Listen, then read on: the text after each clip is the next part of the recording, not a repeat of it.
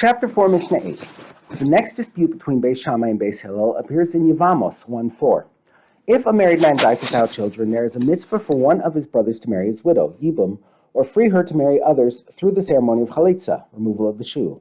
Although a brother's former wife is usually considered an erva, a relative that one is not allowed to marry under penalty of kares, the Torah makes an exception and permits marrying a brother's widow for purposes of Yibum. However, if the widow is also an erva to him in another way, for example, she is his daughter, then no exception is made. The brother is not allowed to marry her, and she is free to marry others without chalitza. If, however, there is at least one brother to whom she is not an erva, then that brother has the mitzvah to perform either yibum or chalitza. Our Mishnah discusses a case where a man died childless and left several widows, one of whom is an erva to his living brother. The erva herself is exempt from yibum and chalitza, unless there is a brother to whom she is not an erva. Beis Shammai and Beis Hillel disagree regarding the law for the other widows, the co-wives of the erva.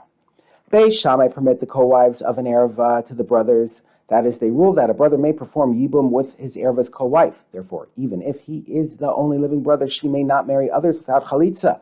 But Beis Hillel forbid the co-wives to the brother. And if he is the only living brother, they are free to marry others without chalitza.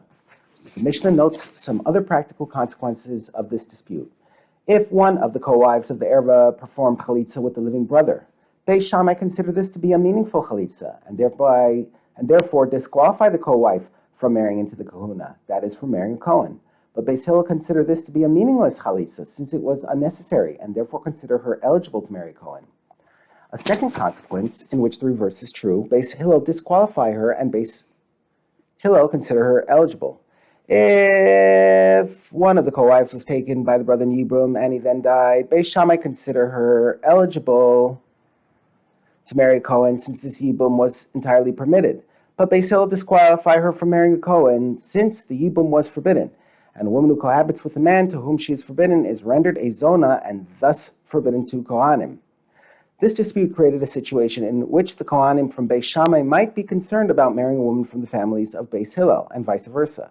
Since there were women that one side considered permitted to Kohanim, whom the other side considered forbidden, similarly, there were women from each side that even non-Kohanim could not marry. The Mishnah teaches how the families dealt with this.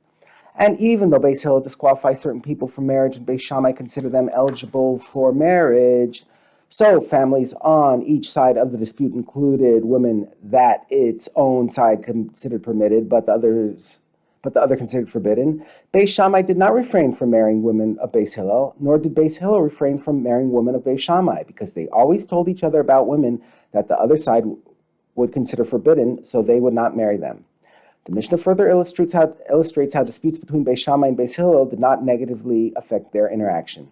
And despite all the tahor items and tameh items that one side of the dispute considered tahor and the other side considered tameh, each side did not refrain from preparing tahor foods on utensils they borrowed from the other, because each side would always inform the other regarding utensils that the borrower would consider tameh.